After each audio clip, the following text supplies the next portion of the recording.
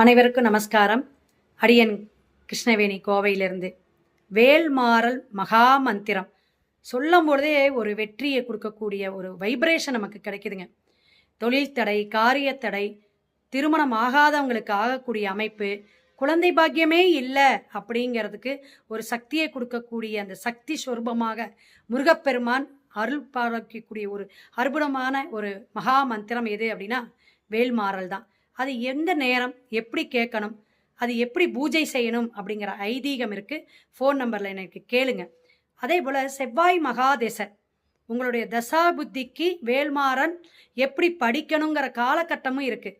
அந்த நாளில் தான் படிக்கணும், அதே நேரமும் பார்க்கணும், ஓரை பார்க்கணும்.